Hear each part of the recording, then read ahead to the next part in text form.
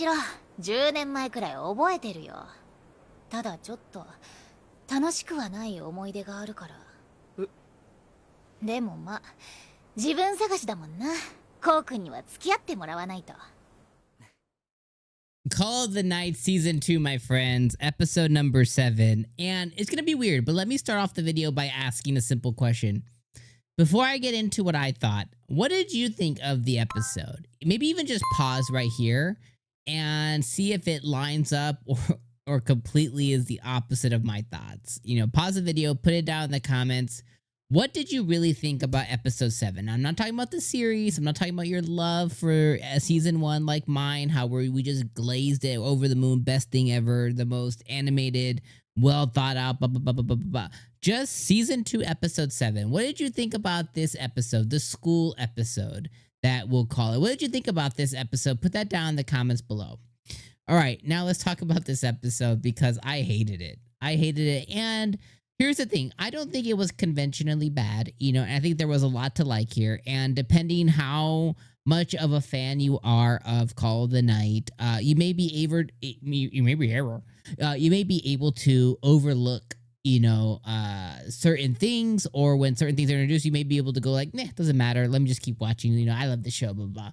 You know, and I think all those things are totally fine. You know, when it comes to anime or manga or light novels or video games, whatever the case is, like, they're meant to be enjoyed. And if after watching a show, the box of did you enjoy it, did you have fun watching it, if that box is checked for you, I think that it accomplished what it was supposed to do. For me, you know, I watch so many anime. As you guys know, I run a couple of different anime channels, TikTok channel, blah, blah, blah, blah, blah. I basically do this like as like a part-time job, essentially. Like, this all I do is I watch anime and I critique it and I review it, and sometimes I glaze it, sometimes I am a negative Nancy about stuff, sometimes I'm just like, you know, meh, it was fine, whatever. Like, you know, those feelings constantly change, and I'm building you up to say, I think this episode, you know, like I said, I think it really sucked. And there's certain things that happen in certain episodes of anime or certain anime in general that I just can't get over. And sometimes it's as silly as, like, you know, a character gets isekai'd into a character gets isekai'd to a different world, and then they never change their clothes. Like, this like multiple years will pass in a show and they're still wearing like the same sweatsuit or the same school clothes that they got there with, and their shoes never wear. It's like, that doesn't make, it's not that it's not real, it's stupid. It's just dumb. You know what I mean? So there's certain things I get caught up in, and sometimes they do kind of ruin the show for me. So again, I'm building you up to say, like, the thing that was dumb this episode is you expect me to believe that there's this whole other school. And not only is there's another school, because, you know, night classes do happen, but the night classes that most folks are talking about are like pre-5, like post 5 p.m. Like, maybe like a 5 to 9. Maybe you're at 10 o'clock at like the latest, maybe 11 o'clock, even in Japan, okay? So, like, when people say night classes, they really just mean PM, right? Like, they mean PM classes. This show expects us to believe that once, like, these PM classes go all the way to sunrise, and there's this whole other school life. They basically created this whole scenario just so that they could have Nazuna in school and have her have the school experience too.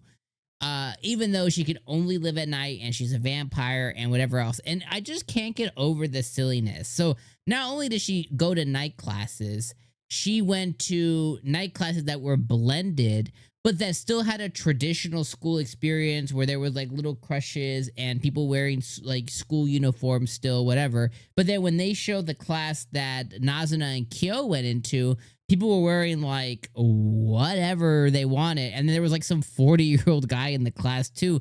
It just is dumb. And again, it's this whole facade. It's this whole thing created so that not only one of her vampire friends, I forget what the lady's name is. I'm not even gonna look it up. Redhead vampire lady.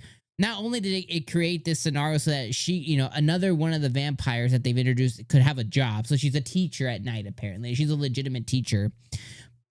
But they also introduced it to us so that way that Nazuna could go through that she has traditional school experience too that happened 10 years ago.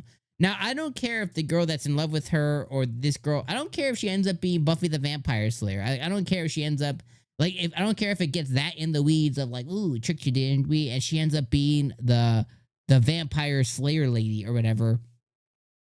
Like, I don't think that's the case, but it could even be that. But it's all this story just so that Nazuna could have the traditional school experience, and that way it can tell us that she had a friend or somebody's extremely close to that level before 𝐒𝐿 happened. And I just think it's just so dumb. And then I go like, okay, well, let's just say I can get over it being stupid, right? Let's just say I can get over the storyline being dumb and unrealistic and just like, I get it. It's a show about vampires. It's already unrealistic, whatever. Let's say I can get over that. Then the next question I ask is like, well, was it entertaining? The most entertaining part of the episode, legitimately, like the most entertaining part of the episode was the fact that Nazuna kissed 𝐒𝐿 when they got to the school gates. That was the most interesting part. And I was like, oh shit, like, oh, she kissed 𝐒𝐿. And then not 90 seconds or 2 minutes later, they remind me like, oh, but he's a 14-year-old little kid. He's a little kid. And I'm just like, oh man, he's not even like, in high school, you're like, oh, well, they're a teen, they're a young adult, they're 17 or whatever. Like they're young, like he's a kid. He's a baby. Like he's just a couple years older than my daughter. Like he's a baby. And I get it. Maybe you're watching this, you're 14 yourself. I don't know. You know what I mean? But when I was 14, I would have considered I was a kid too. You know what I mean? Like, so he's a kid and I'm just like, ew. And then I'm like, it's fiction. So does it matter? No, it doesn't. So I'm like, okay, I can get over that. But then he goes in and magically goes into the lit club or lit room, right? And then he magically finds the diary of the girl who would write about Nazuna. And then that goes for him to search Nazuna, and then that spurs the whole flashback that occurs the episode. And she runs us through her history and how she made a friend, and they were investigating her parents cheating, and apparently her parents died, baka, whatever. So nobody's touched that room in 10 years, because I think she said it's been 10 years since she was at the school or whatever. So no one's touched that room in 10 years? So the way I understood it was it's a school by day, but then it's also a school by night. But then that's not the case. Because he just magically came upon some girl's diary that's just been sitting there for 10 years. I don't know. I thought this episode was not good.